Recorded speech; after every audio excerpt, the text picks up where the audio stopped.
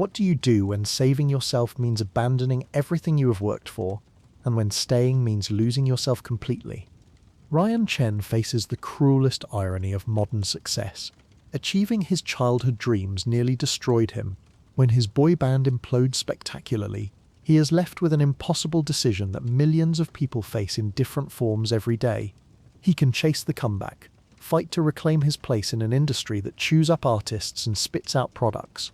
Or he can walk away from everything he has trained for, everything he has sacrificed for, everything that defines him. But there is a third option. Nobody talks about using the wreckage to build something entirely different. Something that serves others instead of feeding the machine. The question is not whether he can survive losing everything. It is whether he has the courage to discover what he was meant to build from the ashes. The Sound of Falling. Chapter 1. The Breaking Point. The sound hits you first. 57 missed calls. Each notification feels like a physical blow to your chest. Your name is Ryan Chen, though the world knows you as the quiet one from Midnight Echo. At 24, you have spent 5 years learning to harmonize your voice with 4 other people, learning to move in synchronized choreography, learning to smile on command for cameras that never stop flashing. Your phone vibrates against the nightstand like an angry wasp. The screen shows names you have not seen in months: your mother in Vancouver, your agent Sandra, your publicist Patricia, that reporter from Rolling Stone who promised to keep in touch. You know what this means before you even unlock the screen. Your stomach drops like you are falling from a great height. The band is over. The trending notification appears as you scroll with trembling fingers. Your name sits at number 3 worldwide, right below a natural disaster and above a political scandal. The small blue check mark next to your handle feels like a target painted on your chest. You tap it with a finger that shakes more than you would like to admit. The first tweet loads, and the words blur slightly as your eyes struggle to focus. Sources confirm Midnight Echo announces indefinite hiatus after backstage fight in Denver, band members reportedly not speaking. The timestamp reads 3 hours ago. While you slept off the whiskey you had consumed trying to forget last night's disaster, your career exploded across the internet like a controlled demolition. Your thumb moves without conscious thought. Scroll, scroll, scroll. Each headline cuts deeper than the last, drawing blood from wounds you did not know existed. The end of an era, inside the meltdown. Who's to blame for Midnight Echo's collapse? Then you see the photo that will haunt you forever. It is from last night's concert at the Fillmore Auditorium. The moment Jake Morrison threw his microphone down and walked off stage, leaving 20,000 fans screaming in confusion. The photographer caught your face in perfect detail, eyes wide with shock, mouth hanging open, looking guilty as sin, even though you were as surprised as everyone else. This is what people will remember. Not the 5 years of sold-out stadiums from Toronto to Tokyo, not the platinum albums hanging on your manager's wall, not the harmonies that made teenage girls weep and their mothers remember their own youth. Just this one moment where you look like the villain in someone else's story. Your phone buzzes again, vibrating against your palm like a small animal trying to escape. A text from Sandra, your manager of 3 years.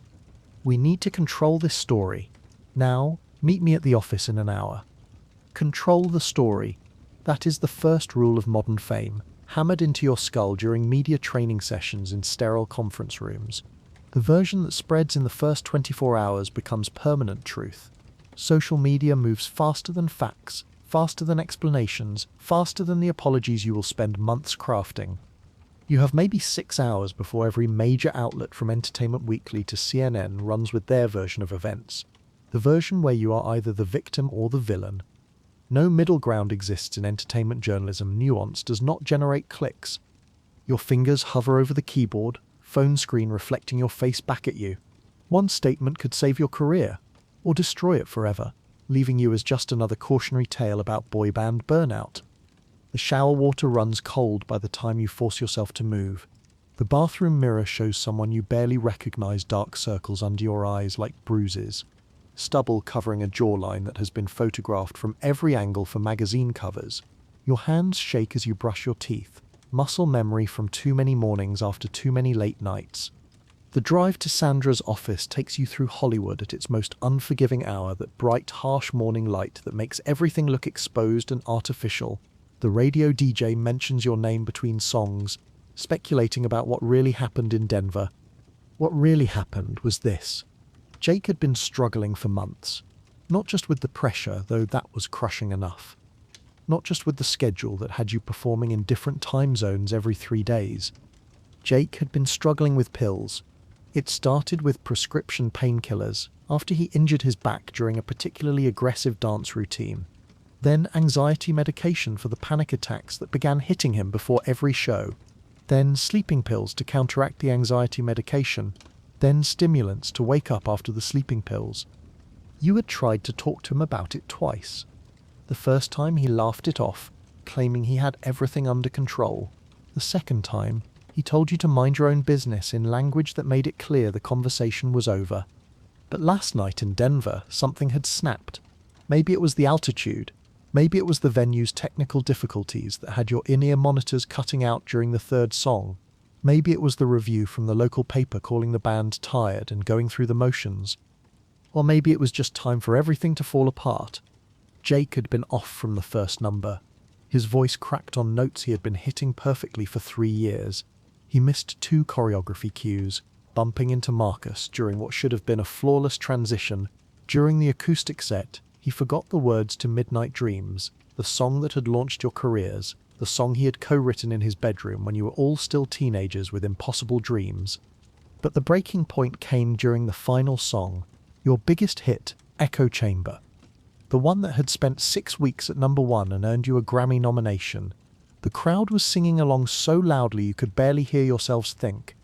That is when Jake stopped singing entirely. He stood there for maybe 15 seconds, microphone in hand, while the rest of you continued the song. Then he looked directly at you, not at Marcus, the designated leader, not at David, his roommate and closest friend in the band, but at you. "I can't do this anymore," he said into his microphone, his words carrying clearly through the arena speakers. "I'm sorry." Then he set the microphone down like it weighed 1,000 pounds and walked off stage, leaving 4 shocked bandmates and 20,000 confused fans in his wake. Sandra's office smells like expensive coffee and desperation. She has been awake all night, you can tell. Her usually perfect makeup is smudged slightly at the corners, and her power suit looks like she slept in it. "Sit," she says without looking up from her laptop screen. "I'm monitoring the story in real time. It's bad, but it's not catastrophic yet." The word "yet" hangs in the air like smoke. "What are you seeing?" you ask, settling into the leather chair across from her desk. The same chair where you signed your first major label contract 5 years ago, when the world seemed full of nothing but possibilities. TMZ has the video from last night. Someone in the audience caught the whole thing on their phone. Jake walking off, you guys trying to finish the song, the crowd getting restless. She turns the laptop around so you can see. There you are, looking exactly as lost and confused as you felt, trying to harmonize with only 3 voices instead of 5. The song limps to its conclusion while security guards rush backstage to find Jake. The narrative is writing itself. Sandra continues, turning the screen back toward herself. Boy band implodes due to creative differences. Unnamed sources suggest drug problems. Speculation about who's to blame. Your phone buzzes with a text from your mother. "Saw the news. Are you okay? Call me." How do you explain to your mother, who immigrated to Canada with nothing and worked 2 jobs to pay for your piano lessons, that the career she is so proud of just disintegrated in front of 20,000 witnesses? "I need to make a statement," you tell Sandra. Agreed. But it has to be perfect. One wrong word and you become the scapegoat for this entire situation. She pulls out a legal pad covered in her handwriting draft statements, PR strategies, damage control scenarios mapped out like military campaigns. The key is to express support for Jake without admitting any substance abuse issues. Support the band's legacy without taking responsibility for its end. Sound mature without sounding like you're reading from a script. You start composing in your head. After 5 incredible years, we've decided to take time to focus on individual growth.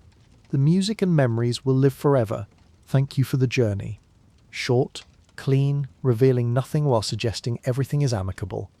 But as you type the words on your phone, they feel like lies. Nothing about this situation is amicable. Jake is probably in a hotel room somewhere, high on whatever cocktail of pharmaceuticals he has been using to cope. Marcus and David are likely in their own crisis meetings, trying to figure out if they can salvage anything from the wreckage.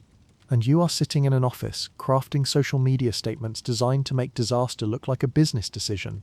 Post it, Sandra says after reviewing your draft. Then turn your phone off for 6 hours. Let the story settle before we see what other fires need putting out. You hit send. Within minutes, your notifications explode like fireworks. Retweets climb into the thousands. Comments flood in from fans who refuse to believe their favourite band could really be over. Entertainment blogs quote your statement, adding their own speculation and analysis. The story begins to shift, just slightly, from band breaks up in explosive fight to band takes mature creative break. That is crisis management in action. That is damage control at its most surgical. You have stopped the bleeding. But stopping blood loss is not the same as healing. You still need to figure out what comes next, and for the first time in 5 years you have no idea what that might be. Chapter 2. The Aftermath. The silence in your apartment feels like a physical presence. After 5 years of constant noise tour bus engines, screaming crowds, 4 other voices always around you, the quiet is almost unbearable. Your place in West Hollywood is nice enough. 2 bedrooms, hardwood floors, a view of the hills that real estate agents call spectacular. But it was always meant to be temporary, a place to crash between tours and recording sessions. Now it feels like a prison cell designed by someone with expensive taste. Your phone sits on the kitchen counter, powered off like Sandra suggested, but you can still feel it there, probably overheating from the constant influx of notifications, messages and missed calls from people who want something from you. The first 24 hours after a career implosion follow a predictable pattern. You are learning, shock, denial, a strange kind of relief, then the slow creeping realization of what you have actually lost. When the doorbell rings at 3 p.m, you assume it is a delivery driver or maybe a neighbor. Instead, you find your younger sister Amy standing on your doorstep, looking like she drove straight from her job at a tech startup in San Francisco without stopping to change clothes. "Your phone's been going straight to voicemail," she says, pushing past you into the apartment. "Mum's freaking out. Dad keeps refreshing Google News every 5 minutes." Amy is 3 years younger but has always been the practical one in the family. While you were learning choreography and vocal runs, she was getting a computer science degree and building a career that does not depend on public approval ratings. "I'm fine," you tell her, though the words sound hollow even to yourself. "No, you're not." She settles onto your couch like she plans to stay a while. "You look like you haven't slept in days. When's the last time you ate something?" You honestly cannot remember. The last clear food memory you have is catering at yesterday's venue, some kind of sandwich you ate while rushing between sound check and the meet and greet session. Amy orders Chinese takeout while you finally turn your phone back on. The numbers are staggering. 247 missed calls, 1,843 text messages, 1,000 new Instagram notifications. But buried in all that digital noise, you find messages that matter. A text from your old guitar teacher, "Saw the news, my door is always open if you need to talk." Another from your college roommate, "Remember when we used to write songs in our dorm? Maybe it's time to get back to that." And surprisingly, a message from Jake himself. "I'm sorry about last night. I know I fucked everything up. I'm checking into a place to get clean. Hope you can forgive me someday." At least he is getting help. That is something. The Chinese food arrives, and Amy forces you to eat while she scrolls through entertainment blogs on her laptop. "They're calling you the mature one," she reports between bites of lo mein. Most of the coverage is actually pretty sympathetic. People seem to understand that Jake was struggling. That's good, I guess. It is good. It means you're not the villain in this story. She pauses, looking at you over her laptop screen. The question is, what do you want to be instead? The answer to Amy's question becomes clear over the following weeks. You want to disappear. Not permanently, and not dramatically. You do not want to pull a Jake and walk away from everything in a burst of self-destructive theatre. You want to disappear quietly, strategically, until the entertainment industry forgets you exist, and you can figure out who you are when nobody is watching. Sandra calls this laying low until the heat dies down. The label calls it taking some time to explore creative options. Your parents call it finally getting some rest. You call it survival. The first month is the hardest. Your internal clock is still set to the rhythm of tour life. Wake up in a different city. Sound check, perform, travel, repeat. Without that structure, your days become shapeless and strange. You sleep until noon, then stay awake until 4 a.m., scrolling through social media and reading every article about Midnight Echo's demise. The other band members are handling the transition differently. Marcus immediately started posting on Instagram about his new fitness routine and meditation practice, positioning himself as the member who is using this break for self-improvement. David booked himself into acting classes and started auditioning for small parts in independent films. You do nothing, and somehow that becomes its own kind of news story. Ryan Chen, the Midnight Echo member who vanished, reads a headline from Popcrave 3 weeks after the band's end. The article speculates about your mental health, your financial situation, your potential substance abuse problems. None of it is accurate, but accuracy is not the point. The point is maintaining engagement metrics and advertising revenue. Your phone buzzes with a text from an unknown number. Heard about the band. My studio is available if you want to try some solo work. No pressure, just creating. Minus Elena Rodriguez. Sunset Sound Studios. Elena Rodriguez. You know the name she is, the producer who guided 3 different artists through successful post-group careers. She turned a former boy band member into a critically acclaimed singer-songwriter. She helped a girl group alumna win a Grammy for Album of the Year. The text feels like a lifeline, even though you are not sure you are ready to grab it yet. 2 months after Denver, you finally venture back into the world beyond grocery stores and coffee shops. The recording studio in West Hollywood looks exactly like every other high-end facility you have worked in. Soundproof walls covered in acoustic foam, mixing boards that cost more than most people's cars, gold records hanging like trophies from artists who found their voices in these same rooms. But walking through the glass doors feels different this time. You are not here as 1/5 of something bigger. You are here as yourself, whatever that means. Elena Rodriguez is smaller than you expected, maybe 5'4" with silver streaks in her black hair that suggest hard-won wisdom rather than age. She has worked with everyone from Adele to Bruno Mars, turning raw talent into commercial gold while somehow maintaining artistic integrity. Coffee, she offers, leading you past platinum plaques from artists you have always admired. I have the good stuff, not the studio swill. The coffee is indeed excellent. You sit in her office, surrounded by Grammy Awards and framed photographs of recording sessions with legends, and try to explain what you are looking for. I don't know if I want to make music anymore, you admit. I mean, I love music, I've always loved music, but I don't know if I love the music industry. Elena nods like she has heard this exact confession dozens of times before. Tell me about the last song you wrote, she says. Not with the band, just you. You think back. The last personal song you wrote was 3 years ago, during a brief break between album cycles. A quiet piece about missing home, about feeling disconnected from your own life. You had played it once for Jake, who had suggested it might work better as a Midnight Echo track with fuller production and harmony vocals. You had never written it down or recorded it properly. It exists now only in your memory, like a half-remembered dream. I can barely remember it, you tell Elena. That's okay. We'll start with whatever comes out today. She leads you into Studio B, a smaller room with just a piano, a guitar, and a single microphone. The setup is deliberately minimal, no distractions, no excuses, just you and whatever music might still be inside you. I'll be in the control room, Elena says. Take your time. If something interesting happens, I'll hit record. If not, we'll order lunch and try again tomorrow. Alone in the booth, you sit at the piano and place your fingers on the keys. They feel familiar but foreign, like returning to a childhood home after years away. Everything is where you remembered, but somehow different. You play a simple chord progression: C major, A minor, F major, G major.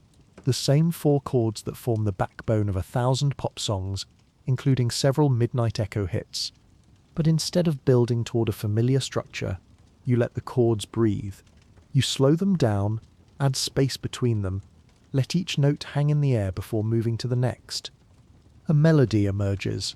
Not the soaring, radio-friendly hooks you have spent 5 years crafting, but something quieter, more personal.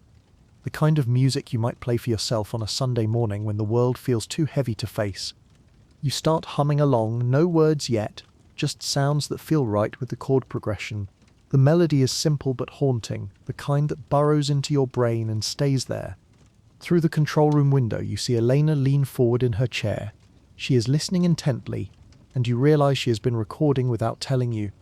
The song, if you can call it that, lasts about 4 minutes. When it ends, the studio falls into the kind of silence that feels pregnant with possibility.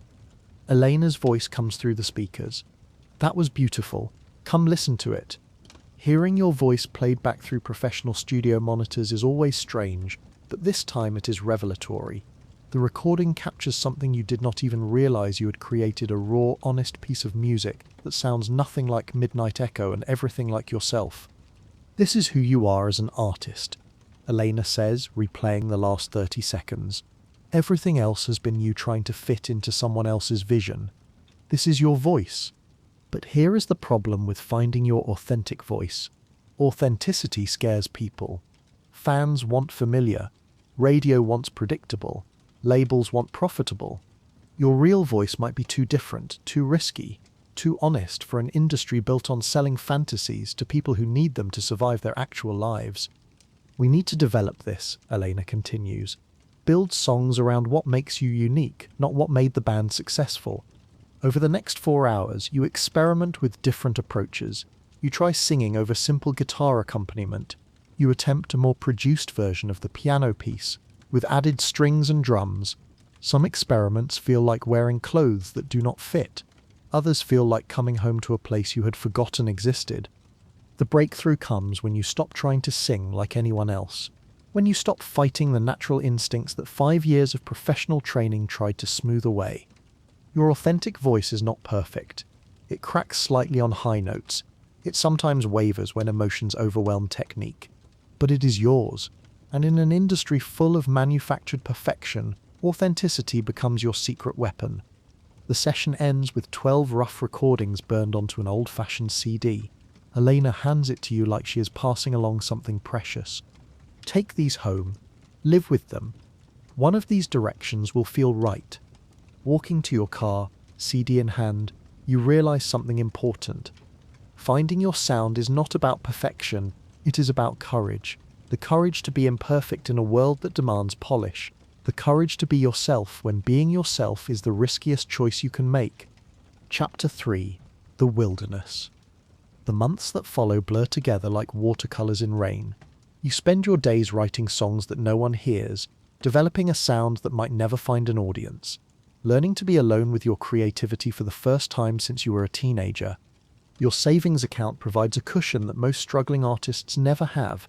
The 5 years of Midnight Echo success generated enough money to live modestly for several years, assuming you do not develop expensive habits or make terrible investment decisions. But money cannot buy the thing you need most: clarity about who you are when the cameras stop rolling and the crowds go home. The industry, meanwhile, moves on without you. New boy bands form and sign deals. Solo artists emerge from other dissolved groups.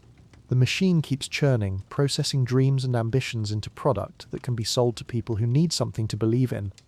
Your former bandmates navigate their own paths through the wilderness.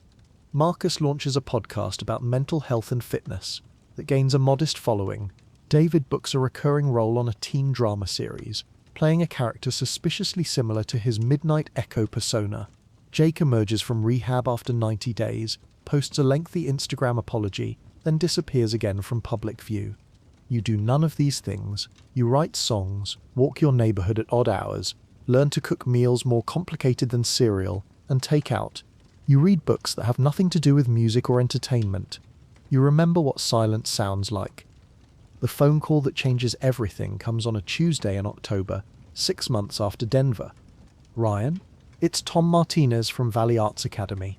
Tom Martinez. The name takes you a moment to place.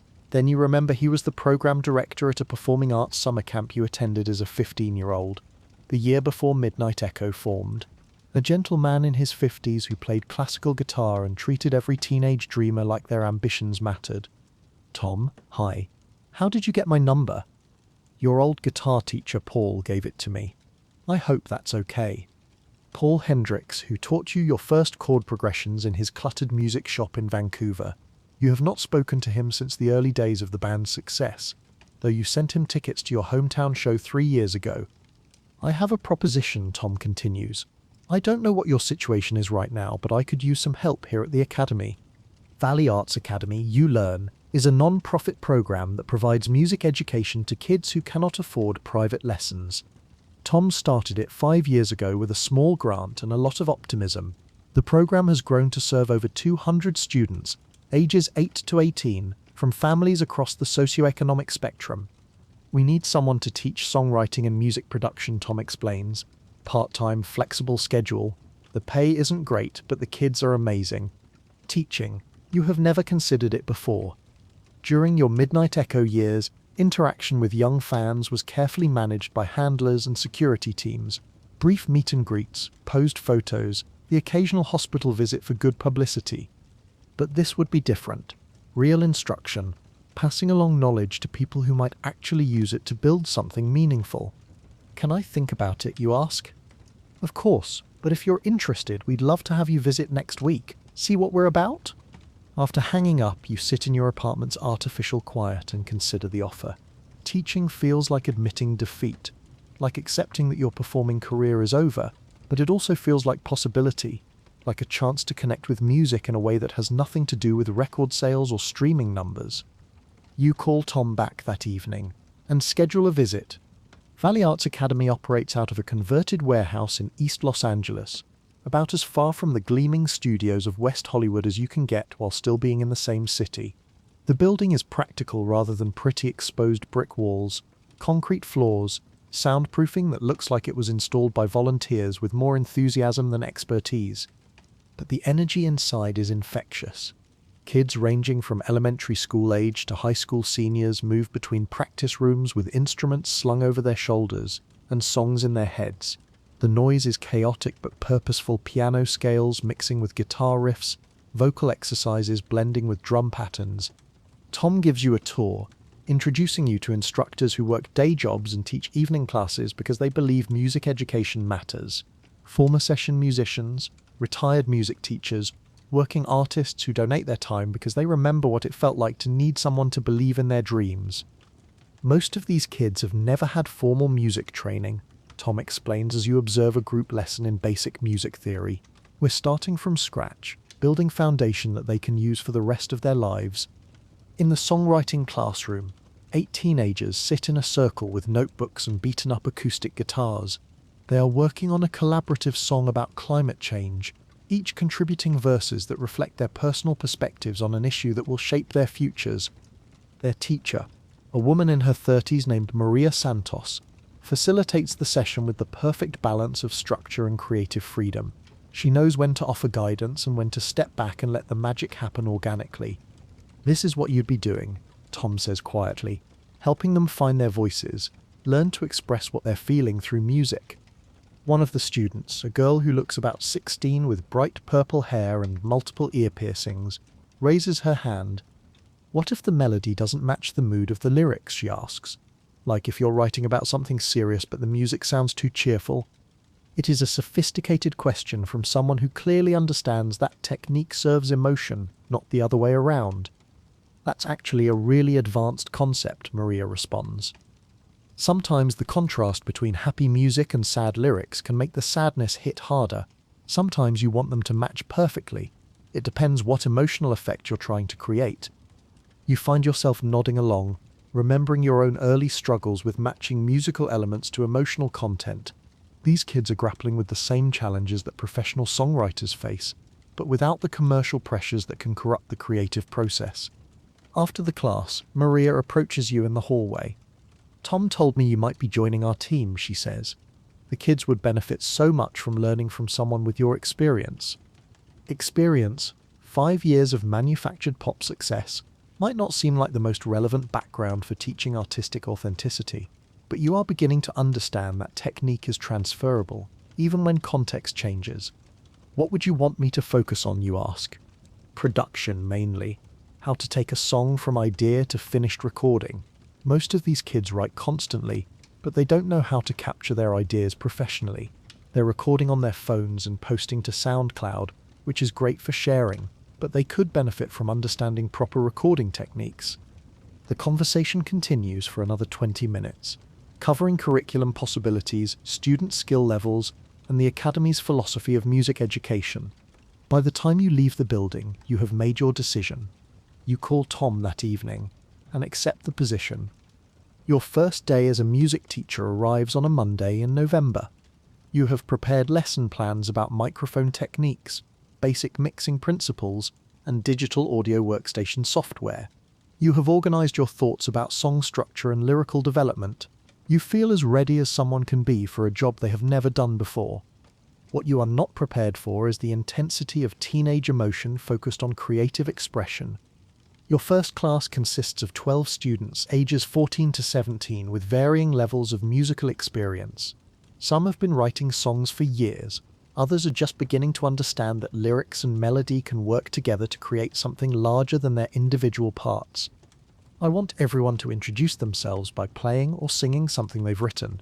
You begin, settling into a chair in the circle they have formed. Doesn't have to be finished or perfect, just something that represents who you are as an artist. The first student, a quiet boy named Marcus, not your former bandmate, just a cosmic coincidence that makes you smile, plays a guitar piece that is technically impressive but emotionally distant. He clearly has skills but has not yet learned to connect those skills to his inner life. The second student, a girl named Zoe with the purple hair you noticed during your visit, performs an acoustic version of a song that hits you like a physical force. Her lyrics deal with anxiety and social isolation, but instead of wallowing in darkness, the song builds toward hope and self-acceptance. That was incredible, you tell her when she finishes. The way you use the chord progression to support the emotional arc that's advanced songwriting. She beams like you have just handed her a Grammy Award. The introductions continue around the circle. Each student reveals something personal through their music, and you begin to understand why Tom was so enthusiastic about this program. These kids are not just learning music theory or technical skills. They are learning to transform their experiences into art that might help other people feel less alone. By the time the class ends, you are exhausted but energized in a way you have not felt since the early days of Midnight Echo. Teaching, you realize, requires the same creative energy as performing, but instead of entertaining an audience, you are empowering other people to find their own voices. Walking to your car after the session, you check your phone and find a text from Elena, the producer who has been patiently waiting for you to decide whether you want to make a solo album. "How's the teaching experiment going?" she asks. "Better than expected." You text back, "I think I found something I'm good at." Her response arrives within minutes. "That's great, but don't forget you're also good at making music. The studio is still here when you're ready." That night, for the first time in months, you sit at your piano and write a song. Not about your own struggles or the band's collapse or the uncertainty of your future. You write about Zoe's courage in sharing her anxiety through music, about Marcus's technical skill waiting to be connected to emotional truth, about the possibility that music education might be the most important work you have ever done. The song is simple and honest. 3 chords, a straightforward melody, lyrics that say exactly what they mean without pretense or artifice. It sounds nothing like Midnight Echo. It sounds exactly like yourself. Chapter 4. Finding Ground. The teaching routine becomes anchor in your untethered life. Mondays and Wednesdays at Valley Arts Academy, working with students who remind you why you fell in love with music before contracts and marketing strategies complicated everything. Your apartment fills with demo recordings from your students, rough iPhone captures of songs they have written between classes. You find yourself listening to these amateur recordings more often than the professionally produced music dominating the streaming charts. There is something honest in the imperfection, something authentic that gets lost when creativity passes through too many corporate filters. Zoe's songs, in particular, capture your attention. She writes with the fearless emotional honesty that most artists spend years trying to reclaim after the industry teaches them to calculate instead of feel.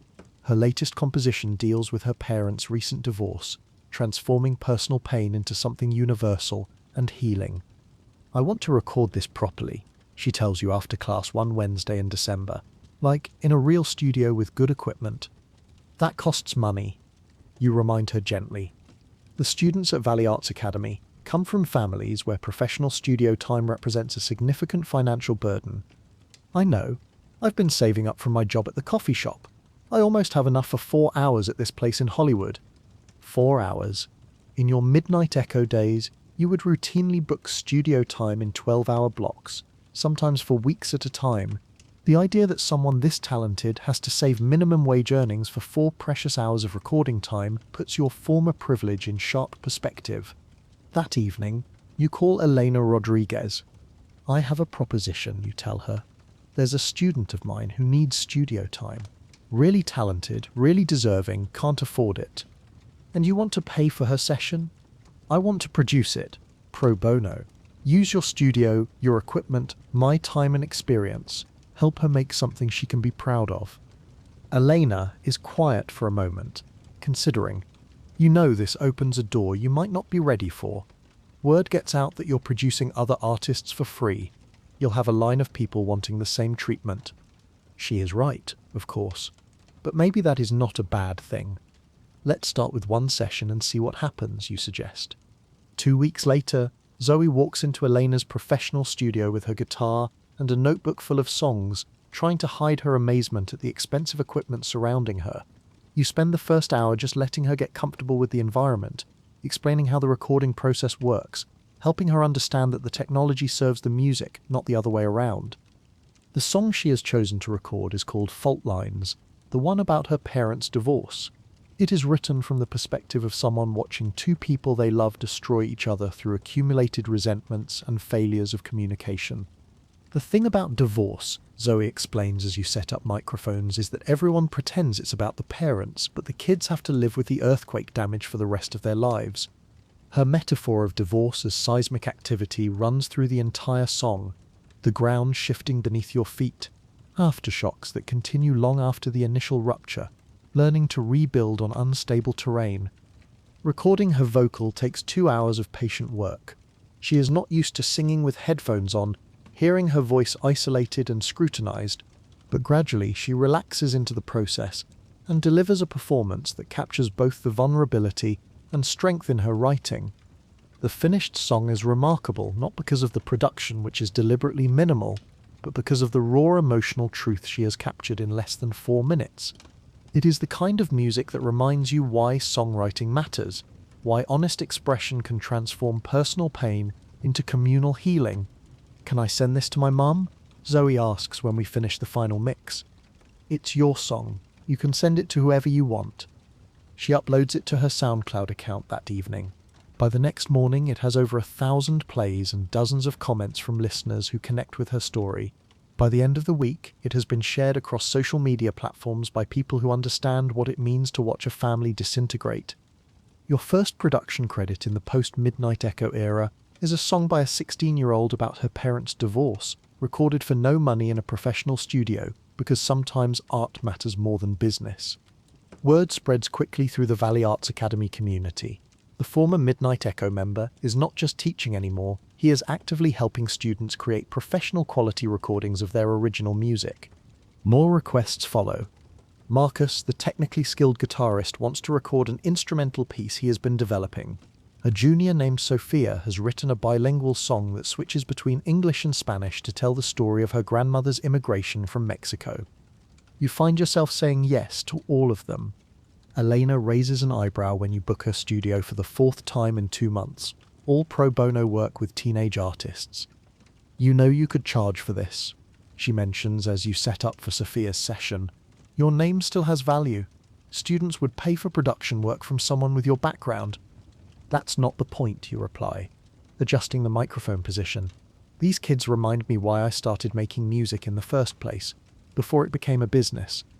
But Elena's comment plants a seed, not about charging students that still feels wrong, but about the possibility that your post-Midnight Echo career might involve producing other artists rather than performing yourself.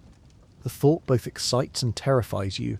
Producing means staying behind the scenes, letting other people's voices take center stage, while you provide the technical and creative framework for their expression. It is the opposite of everything you trained for during your years as a performer.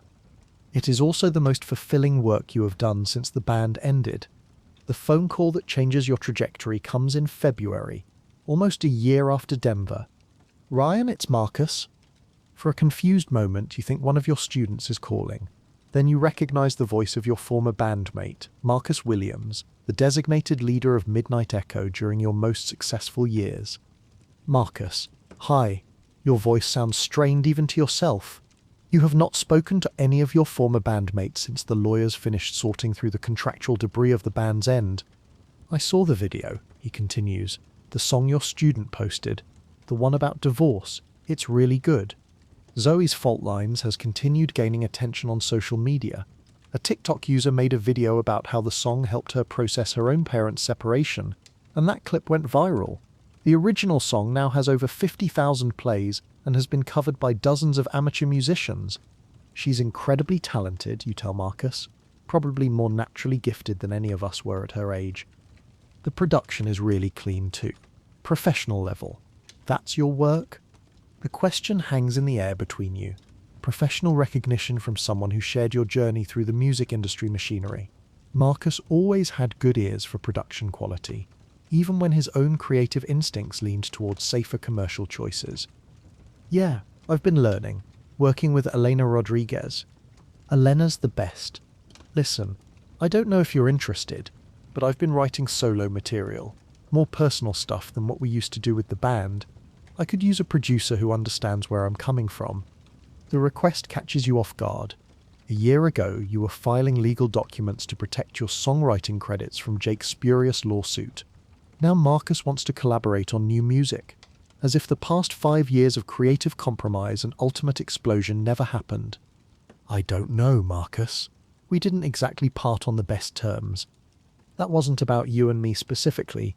That was about Jake's problems and the pressure and everyone being exhausted. But you and I never had real creative differences." He is right about that. During the band's productive years, you and Marcus often aligned on musical choices while Jake pushed for more commercial sounds and David advocated for experimental elements that did not always serve the songs. "What kind of material are you working on?" you ask, curiosity overriding caution. "Acoustic stuff mainly. Folk influences, storytelling lyrics, nothing that sounds like Midnight Echo. I want to prove I can make music that matters, not just music that sells." The conversation continues for 20 minutes. Marcus explains his vision for a solo album that addresses the personal cost of early fame, the difficulty of maintaining authentic relationships when your public image becomes your primary identity, the challenge of rediscovering who you are when the spotlight moves on. It is exactly the kind of project you would want to work on, if it were coming from anyone other than someone who helped make your previous creative life feel like a carefully managed prison. "Can I think about it?" you ask finally.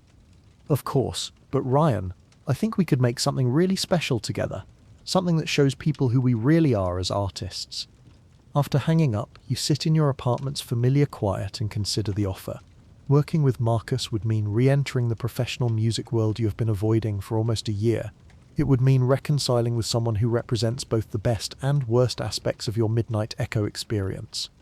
But it would also mean applying everything you have learned about producing authentic music to an artist with the technical skills and industry experience to create something genuinely significant. You call Eleanor and explain the situation. "It's a good opportunity," she says without hesitation. "Marcus has name recognition, which means better distribution and marketing for anything you produce together. Plus, if the album is successful, it establishes you as a producer worth hiring. What if it's not successful? Then you've gained experience working with a professional artist on a real budget, with actual deadlines. Either way, it's a step forward." You call Marcus back that evening and agree to meet the following week to hear his material. Marcus's apartment in Silver Lake is smaller and more austere than you expected. During the Midnight Echo years, he always talked about buying expensive cars and designer clothes once the money started flowing. The space you walk into suggests different priorities: books about music theory, a high-end home recording setup, framed photographs from concerts that look more like art installations than nostalgic memorabilia. "I downsized after the band ended," he explains, noticing your surprised expression. "Realized I was buying stuff I didn't need to impress people I didn't like." He has prepared a demo of 5 songs recorded on his home setup with just acoustic guitar and vocals.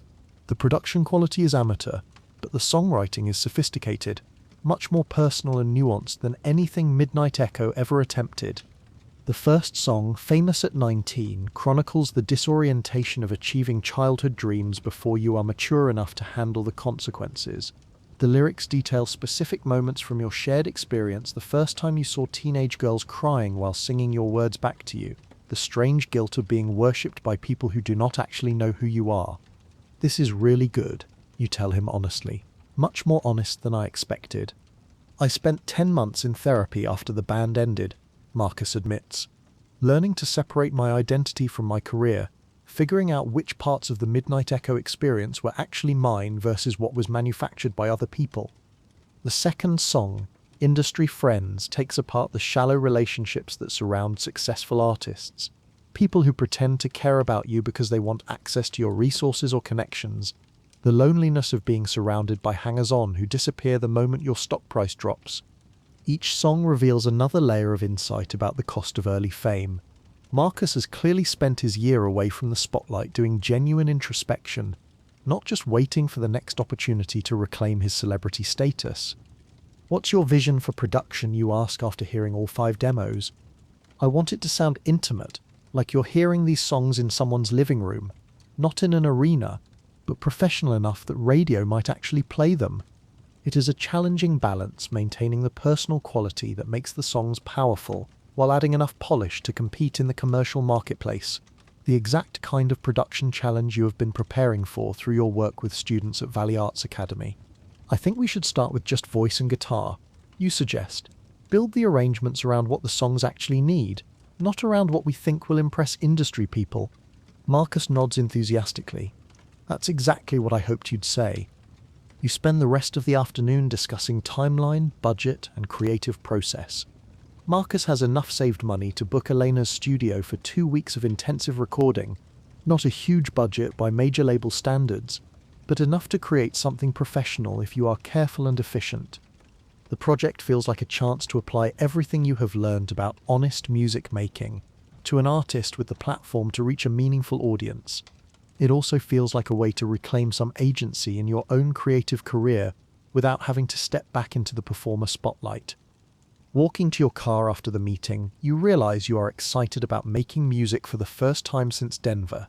Not nervous, not calculating about commercial potential, just genuinely eager to help someone create something authentic.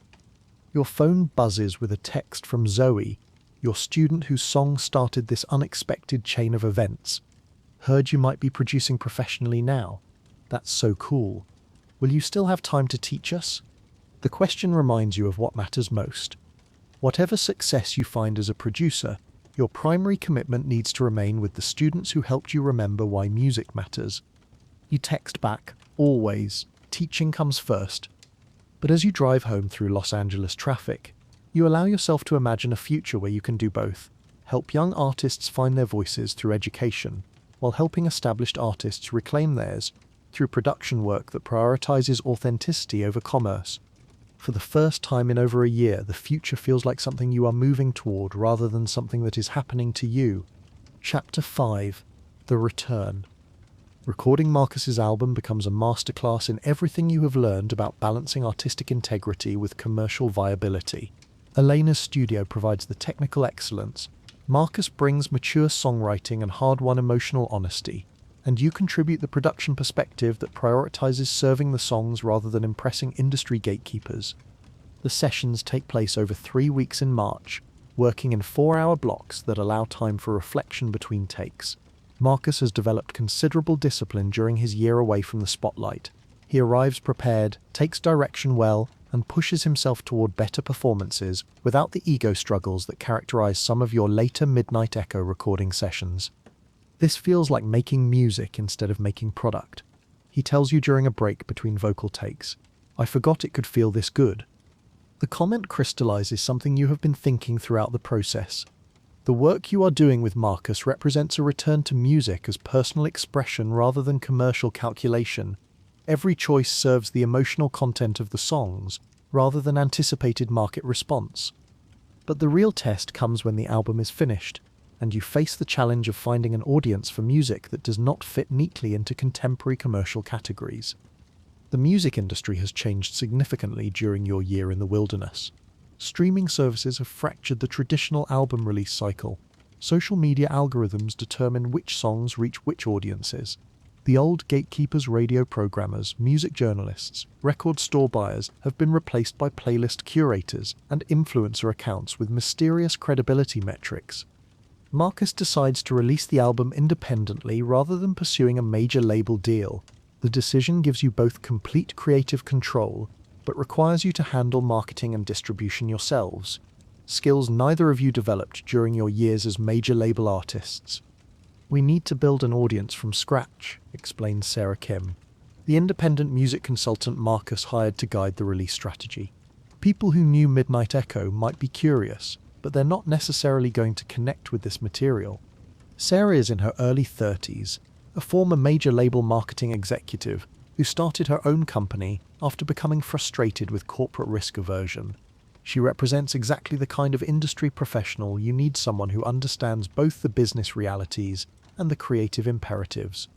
The first single, Famous at 19, gets released on a Tuesday in April with minimal fanfare.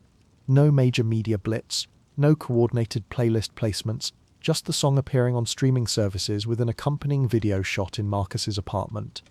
The response is modest but encouraging. Music blogs that focus on independent artists write thoughtful reviews. Former Midnight Echo fans share the song on social media, noting how different and mature it sounds compared to the band's catalogue. A few influential playlist curators add it to their rotation. Most importantly, the song finds its intended audience, people who understand the specific emotional territory Marcus is exploring. The comments sections fill with stories from listeners who relate to the themes of early success and its psychological aftermath. "This is what I hoped would happen," Marcus says. "Reading through fan responses a week after the release, people are connecting with the actual content, not just the nostalgia factor." The album, titled After the Lights, gets released 6 weeks later to reviews that consistently praise both the songwriting and the production. Several critics specifically mention your work as producer, noting how the stripped-down arrangements serve the emotional content without sacrificing professional polish. Ryan Chen's production perfectly complements Marcus Williams' introspective songwriting, writes Rolling Stone.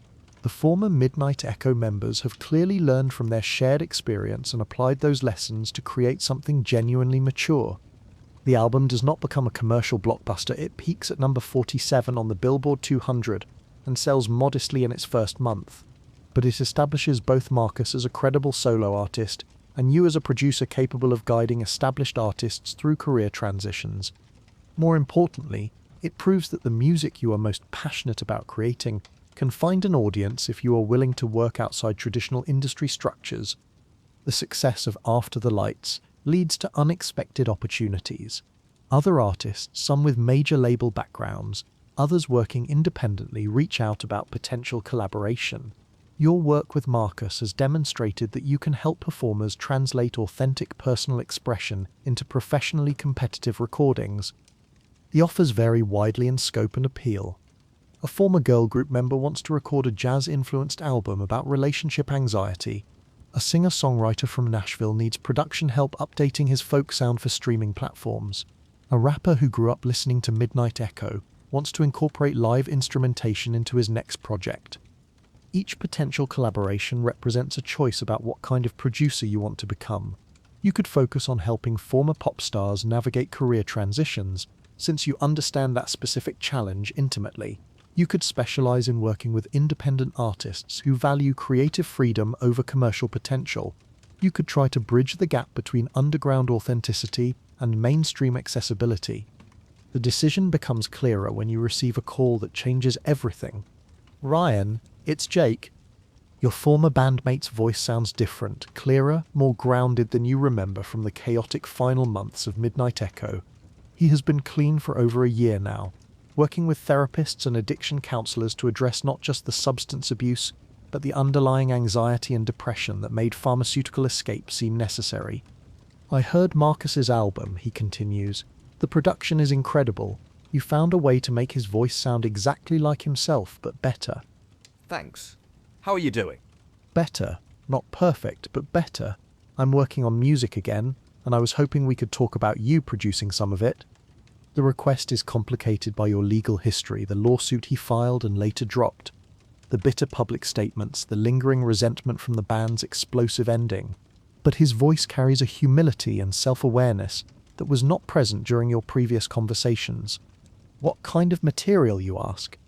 Songs about recovery, about taking responsibility for the damage you've caused, about learning to live with yourself after you've hurt people you love. It is exactly the kind of authentic, emotionally challenging project you are drawn to. It is also the riskiest collaboration you could choose given your shared history and the potential for old conflicts to resurface under creative pressure. Can we meet in person first, you suggest? Talk through what happened between us before we try to make music together. I'd like that. I owe you an apology that's long overdue. The conversation happens a week later in a neutral location, a coffee shop in Los Feliz, where neither of you has previous history. Jake looks healthier than he has in years, having gained weight back after losing too much during his pharmaceutical period. His eyes are clear and focused in a way they were not during those final Midnight Echo tours. I want to start by saying I'm sorry, he begins without preamble, for the lawsuit, for walking off stage in Denver, for letting my problems destroy something we all cared about. Thank you for saying that. I also want to explain why I filed the lawsuit, not to justify it, but so you understand what was happening in my head. Jake explains that the legal challenge was not really about money or song credits. It was about feeling like he had lost control of his own life, watching his creative identity disappear into addiction while everyone around him pretended not to notice. The lawsuit was a desperate attempt to reclaim some agency, even if the specific claims were unfounded. I knew the songs were yours, he admits, but I felt like I was disappearing, and fighting with you was the only way I could feel like I existed. The honesty is painful but necessary. You spend 2 hours talking through the final years of the band, acknowledging how the commercial pressures and personal struggles combined to create an unsustainable situation. Do you think we can work together professionally? Jake asks finally. I understand if the answer is no, but I think we could make something important. The question forces you to weigh creative opportunity against personal history, artistic potential against emotional risk. Jake is genuinely talented and now has something meaningful to say. The songs he describes about recovery and accountability could help people facing similar struggles. Let's try one song, you decide. See how it goes. If it works, we can talk about doing more. Jake's smile suggests the answer means more to him than just professional validation. 3 weeks later, you are back in Elena's studio, working with someone who used to be one of your closest friends before fame and addiction complicated everything. The first song Jake wants to record is called Letters I'll Never Send, about the apologies he owes to people he hurt during his worst periods. The recording process is delicate and intense. Jake's voice carries emotional weight that was not present in his Midnight Echo performances, but he struggles with the vulnerability required to deliver the lyrics authentically. Several takes break down when the emotional content overwhelms his technical control. It's okay to let your voice crack, you tell him during a particularly difficult passage. The imperfection serves the song's honesty. By the end of the session, you have captured something remarkable, a performance that combines Jake's natural vocal talent with hard-won emotional maturity. The song does not sound like anything from your shared past, but it could not exist without that shared foundation. This is the best vocal performance I've ever given, Jake says, listening to the playback. Thank you for helping me find it.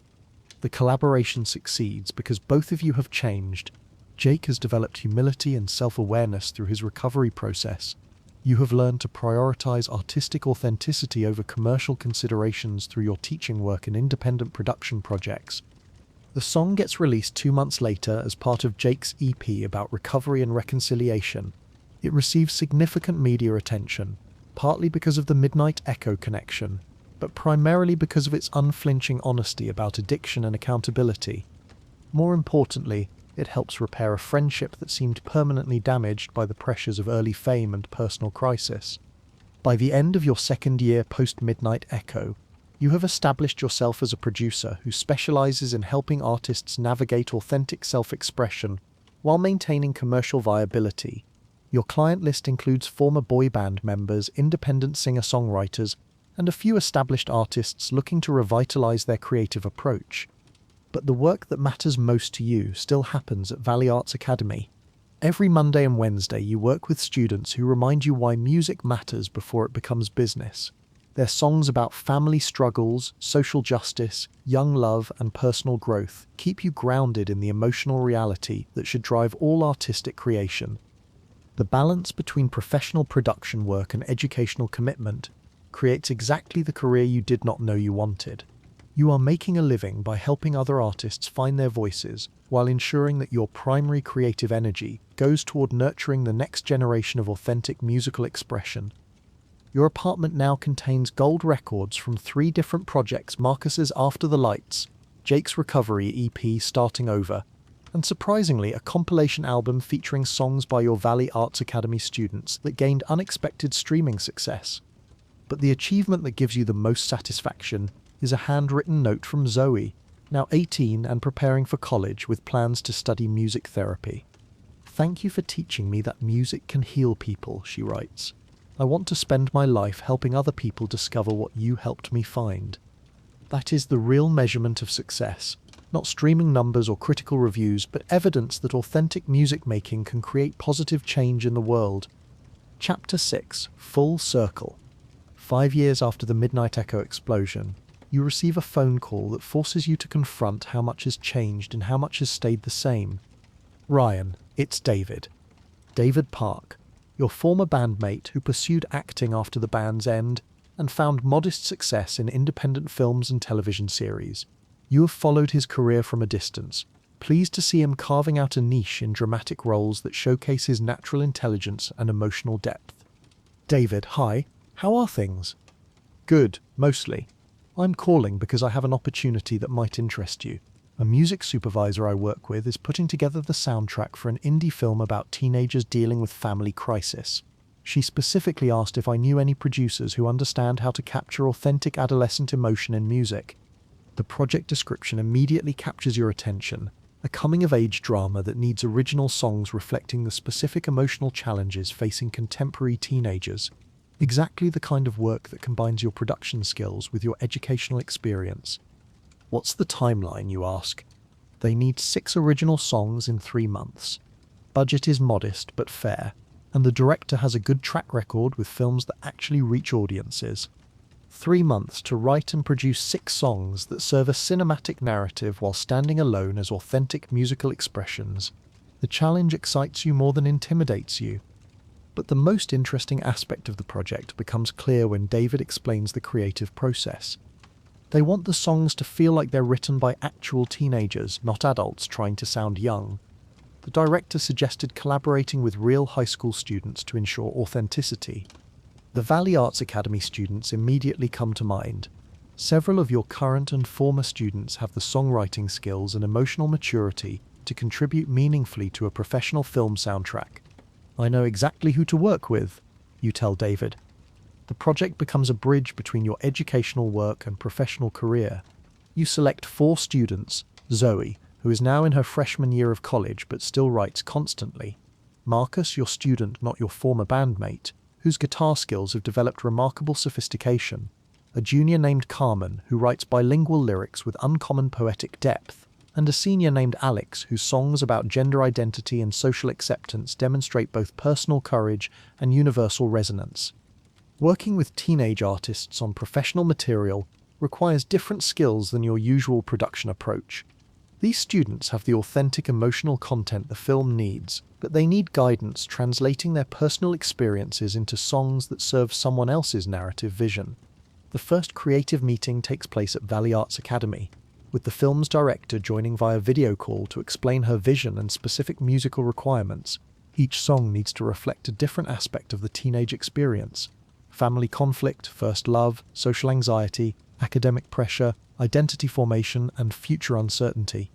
"I don't want songs that talk down to teenagers or romanticize their struggles," the director explains. "I want music that respects their intelligence and emotional complexity."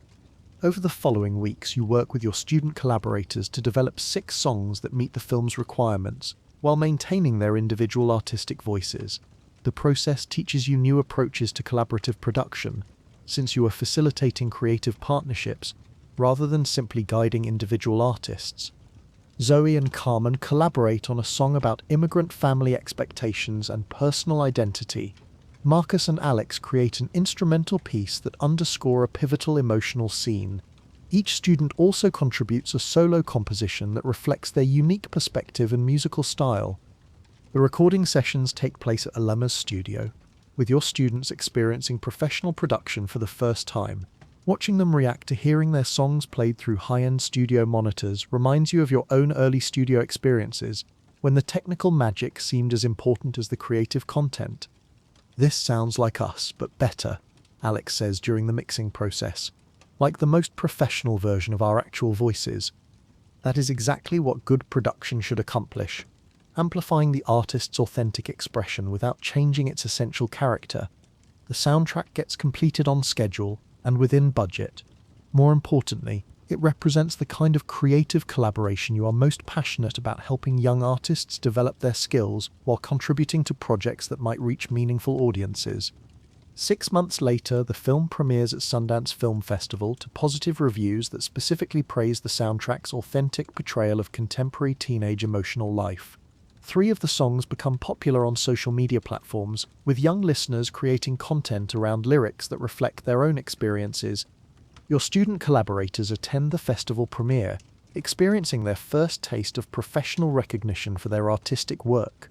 Watching them navigate interviews and industry networking events reminds you of your own introduction to the entertainment business, but with crucial differences. These students have developed their creative voices before encountering commercial pressures. They understand the difference between artistic authenticity and market calculation. Most importantly, they have educational support systems that prioritize their long-term development over short-term exploitation. "This is what I want to do for the rest of my life," Zoe tells you after the premiere screening. "Help people tell their stories through music." The festival's success leads to more opportunities. Record labels express interest in signing your student collaborators. Music supervisors request similar authentic teenager perspectives for other film and television projects. Your approach to collaborative production with young artists becomes a model that other producers begin adopting. But the most significant outcome is internal rather than external. The project proves that your dual commitment to education and professional production can create synergies that benefit everyone involved. Your students gain real-world experience and industry exposure. Your production work benefits from their authentic perspectives and fearless creativity. The films and albums you work on achieve the emotional honesty that comes from collaborating with artists who have not yet learned to self-censor their expression. 7 years after Denver, you receive an invitation that forces you to confront your Midnight Echo legacy directly. The Rock and Roll Hall of Fame wants to discuss the band's potential induction. The nomination process typically takes place 15 years after an artist's first commercial release, but Midnight Echo's cultural impact and the dramatic nature of the band's end has accelerated consideration. The committee recognizes that your 5 albums defined popular music for an entire generation and influenced countless subsequent artists. The phone call comes from a Hall of Fame representative who speaks carefully about the complexities involved. "We understand there were personal and legal conflicts within the band," she explains, "but we believe your musical contributions deserve recognition regardless of how the group ended." The invitation forces all 4 surviving members to communicate for the first time since Jake's Recovery EP. Marcus, David and Jake all receive similar calls, and the decision about accepting the nomination requires group consensus. The conversation happens via video conference, each of you joining from different cities where your post-band careers have taken you. Marcus is in Nashville, working on his 3rd solo album. David is in Vancouver, filming a television series. Jake is in Los Angeles, 2 years into a relationship with a therapist he met during his recovery process. "I think we should do it," Marcus says after the initial awkward pleasantries. "Whatever personal issues we had, the music we made together was important to a lot of people." "I agree," David adds. "We can handle one ceremony professionally, even if we're not planning to reunite creatively." Jake's response is more hesitant. "I'm worried about the media attention. Reporters are going to want to rehash all the drama from our breakup." You understand his concern. The Hall of Fame induction would inevitably become a forum for analysing the band's spectacular end. potentially undermining the personal progress all of you have made during the intervening years. But it would also provide an opportunity to demonstrate that former collaborators can treat each other with respect and professionalism, even when their creative partnership has ended. What if we use the acceptance speech to focus on the music and the fans, you suggest? Acknowledge that we've all grown as people and artists since the band ended, but emphasize what we accomplished together. The conversation continues for an hour, addressing logistics and concerns about media management.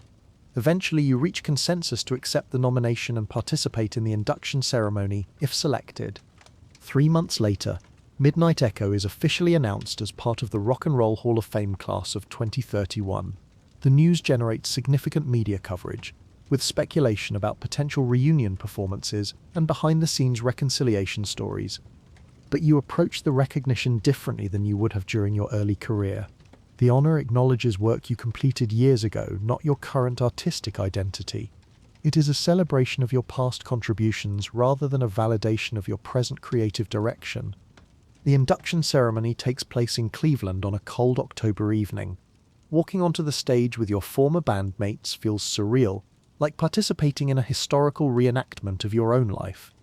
Marcus delivers the group's acceptance speech, thanking fans, family members, and industry professionals who supported the band's career. He acknowledges the personal struggles that led to the group's end, while emphasizing the positive impact your music had on millions of listeners worldwide. "We were young people trying to create something meaningful," he says into the microphone. "Sometimes we succeeded, sometimes we made mistakes, but we always tried to honor the trust our fans placed in us." The speech strikes the right balance between honesty and diplomacy, acknowledging complexity without dwelling on drama. But the moment that means the most to you happens backstage after the ceremony. Jake approaches you while you are talking with Elena Rodriguez, who attended the event as your guest. "I'm proud of what you've accomplished as a producer," he says. "The work you're doing with young artists is exactly what the music industry needs." "Thank you. I'm proud of your recovery work too. The advocacy you're doing means a lot to people facing similar struggles." The brief conversation represents complete reconciliation, not a return to your former friendship, but mutual respect between people who shared intense experiences and learned from their mistakes. Walking to your hotel that night, Hall of Fame trophy in hand, you reflect on the strange journey from boy band member to educator to producer. The award recognizes achievements from your early career, but your current work feels more important and sustainable. You have learned to measure success differently, not by commercial metrics or industry recognition, but by the positive impact your creative work has on other people's lives. The Rock and Roll Hall of Fame induction represents closure on your past identity. The real excitement lies in everything you are building for the future. Epilogue, 20 years later. The recording studio in downtown Los Angeles bears your name, now Chen Production Studios, a facility that specializes in working with young artists and independent musicians who prioritize authenticity over commercial calculation. The control room walls display platinum plaques from artists you have produced, but the space feels more like a creative sanctuary than a trophy collection. It is 2044, 20 years since that night in Denver when everything fell apart. You are 44 years old, established in your career as a producer and music educator, comfortable with the life you have built from the wreckage of your first professional identity. Your morning routine now includes reviewing demo submissions from prospective clients, checking in on current projects, and preparing lesson plans for your advanced songwriting course at UCLA's music school. The academic appointment happened 5 years ago, providing institutional support for your educational philosophy while maintaining your connection to professional music making. But today's schedule includes something special, a reunion with your former Valley Arts Academy students, many of whom have developed significant careers in music, film, and arts education. Zoe walks through your studio doors first, now 31 and working as a music therapist while maintaining her own recording career. Her latest album, a collaboration with refugee musicians from around the world, earned a Grammy nomination for Best World Music Album. "The place looks incredible," she says, surveying the expanded facility that now includes 4 recording rooms and a live performance space. "Remember when we thought Elena's studio was the most professional place in the world?" Marcus, your former student, now a successful session musician, arrives next. carrying his signature guitar and a folder full of new compositions. He has spent the last decade working with established artists, while developing his own instrumental music that bridges classical and contemporary influences. Carmen, now a bilingual songwriter whose work appears in major motion pictures, brings her laptop containing rough demos for her next theatrical project.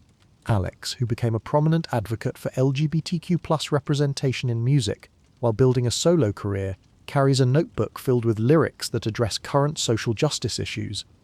The informal reunion represents exactly the kind of creative community you hoped to build when you first started teaching. Former students who have maintained their artistic integrity while achieving professional success, who support each other's projects and continue learning from collaborative experiences. "I have something I want to show you," Zoe announces, connecting her phone to the studio's sound system. "This is the title track from my next album. It's about what we learnt in your classes about using music for healing." The song that fills the studio is sophisticated and emotionally mature, incorporating elements of folk, world music, and contemporary production techniques. But underneath the professional polish, you can hear the same honest emotional expression that characterized her work as a teenager. "It's beautiful," you tell her, "and completely recognizable as your voice just developed." That is the goal of good music education, helping artists develop their natural abilities and authentic perspectives rather than imposing external standards or commercial expectations. Marcus shares his latest instrumental piece, a complex composition that tells a story without words. Carmen plays rough sketches for songs that will underscore a film about immigration experiences. Alex performs an acoustic version of their newest protest song, addressing contemporary civil rights challenges. Each presentation demonstrates artistic growth while maintaining the individual creative identity that made their early work compelling. "We want to do something together," Alex announces after individual presentations conclude, "a collaborative album that shows what we learned about authentic music making." The proposal excites you immediately, a project that reunites former students as peer collaborators, applying everything they have learned about honest artistic expression to create something collectively meaningful. Over the following months, you work with your former students on an album that explores themes of growth, community, and social responsibility. Each artist contributes songs that reflect their current perspectives, while the group creates collaborative pieces that demonstrate how individual voices can harmonize without losing their distinctiveness. The recording process takes place in your studio, with sessions that feel more like advanced masterclasses than traditional production work. You guide the creative process while learning from your former students' evolved artistic approaches. "This is different from anything I've worked on before," Carmen observes during a mixing session. "It feels like making music with family members who understand your creative DNA." The album, titled Full Circle, gets released independently through your production company's label. It receives critical acclaim for its authentic portrayal of artistic community and social engagement, while commercially successful enough to fund similar collaborative projects. But the most meaningful response comes from current Valley Arts Academy students, who see the album as proof that authentic artistic development can lead to sustainable creative careers. "Will we be able to make music like this someday?" asks one of your current 16-year-old students during a listening session. If you keep working on developing your authentic voice instead of chasing commercial trends, you tell her, you'll make music that's uniquely yours. The phone call that completes your journey comes on a Tuesday evening in November. "Ryan, it's Tom Martinez." Tom, now in his 70s but still directing Valley Arts Academy, sounds energetic despite his advanced age. The program has expanded significantly over the past 20 years, now serving over 800 students annually and operating satellite locations throughout Los Angeles County. "I'm calling because the board has approved something I've been proposing for years," Tom continues, his voice carrying barely contained excitement. "We want to establish the Ryan Chen Center for Authentic Music Education." The words hit you like a physical force, a center named after you, dedicated to the teaching philosophy you have developed over 2 decades of working with young artists. "Tom, I don't know what to say." "Say yes. The board wants you to direct it. Full funding for 5 years, with the mandate to develop curriculum that other schools can adopt. You'd be training the next generation of music educators to prioritize authenticity over commercial pressure. The offer represents everything you have worked towards since that first day teaching at Valley Arts Academy, a chance to institutionalize the approach you have developed. ensuring it survives beyond your individual efforts. What would this mean for my production work, you ask? You'd maintain your studio and continue producing, but with additional resources, the centre would include recording facilities for student use, and you'd have graduate assistants to help manage the program. You think about the hundreds of students who have passed through your classes over the years. Many have gone on to successful careers, but more importantly, all of them learned to value artistic honesty over market calculation. A formal centre could multiply that impact exponentially. I need to discuss this with my current clients, you tell Tom. Make sure I can honour my existing commitments. Of course, but Ryan, this is your legacy. Everything you've learned about helping young artists find their authentic voices, formalised into a program that could influence music education nationwide. After hanging up, you sit in your studio's quiet control room, surrounded by evidence of the career you have built from the ashes of your first success.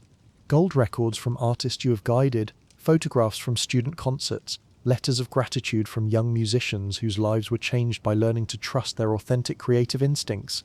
The boy band member who panicked in a Denver hotel room 20 years ago could not have imagined this trajectory, from manufactured pop success through career destruction to educational innovation and artistic mentorship. But every step was necessary. The early fame taught you about the music industry's power and dangers. The spectacular failure forced you to examine what really mattered in creative expression. The wilderness years provided time for reflection and growth. The teaching work revealed your true calling. Now you have the opportunity to ensure that future generations of artists receive the support and guidance you wish had existed during your own early career. You call Tom back that evening. Yes, you say simply. Let's build something that lasts. Coda. The Ryan Chen Center for Authentic Music Education opens 2 years later in a renovated building adjacent to Valley Arts Academy. The facility includes recording studios, practice rooms, and classrooms designed specifically for collaborative music making. But the most important feature is the wall of student photographs in the main entrance. Hundreds of young artists who learned to value their authentic voices over commercial expectations, many of whom have gone on to successful careers that maintain their artistic integrity. On opening day, as you address the first cohort of graduate students who will help implement the center's curriculum, you notice familiar faces in the audience. Zoe, now working on her doctoral dissertation about music therapy applications. Marcus, taking a sabbatical from session work to study advanced composition. Carmen and Alex, both successful in their individual careers, but eager to learn more about arts education. Your former Midnight Echo bandmates are there too. Marcus Williams, whose solo career has evolved into thoughtful singer-songwriter territory. David, between film projects and considering a return to music. Even Jake, 5 years clean and working as an addiction counselor while writing songs about recovery and redemption. 25 years ago, you begin your opening address. I thought success meant having your songs played on the radio and your face on magazine covers. I've learnt that real success means helping other people find their authentic creative voices and use them to make the world a little better. The speech continues for 15 minutes, outlining your philosophy of music education and your hopes for the center's impact. But the moment that matters most comes afterward, when your first Valley Arts Academy student, now a successful songwriter and educator herself, approaches the podium. Mr. Chen, she says, using the formal address from her teenage years, thank you for teaching us that music isn't about being perfect. It's about being honest. That evening, after the opening ceremony reception concludes and the last guests have departed, you remain in the center's main studio. The space is quiet now, but tomorrow it will fill with the sounds of young artists learning to trust their creative instincts. Your phone buzzes with a text message from an unknown number. Saw the news about your center opening. Congratulations on building something meaningful. A grateful fan. The message could be from anyone. A former Midnight Echo listener. Someone who discovered your production work. A parent whose child benefited from your teaching. The anonymity makes it more meaningful, not less. You have learned that the most important impacts are often invisible. Songs that help someone through a difficult period. Production work that helps an artist discover their authentic voice. Teaching that gives a young person the confidence to pursue their creative dreams. The boy band stage of your career lasted 5 years and reached millions of people. The work you have done since has touched fewer lives, but changed them more profoundly. Walking through the empty center toward your car, You pass the wall of student photographs again, hundreds of young faces representing thousands of hours of patient instruction, collaborative creation, and authentic artistic development. This is what surviving a career explosion looks like 25 years later, not just rebuilding what was lost, but creating something better from the lessons learned in the wreckage. Your phone buzzes one more time. A text from Amy, your sister, who flew in from San Francisco for the opening ceremony. "Dad would be proud," the message reads, referring to your father who passed away 3 years earlier. "He always knew you'd find your way to something important." The drive home takes you through the same Hollywood streets you navigated during those desperate months after Midnight Echo's end. The city looks different now, changed by time and development, but the dreams flowing through it remain constant. Young artists in apartments and garages, writing songs they hope will matter, creating music they believe can change the world. Tomorrow, some of those artists will walk into your center, carrying guitars and notebooks and impossible hopes, and you will be ready to help them discover that the most impossible dreams are often the most worth pursuing. The end.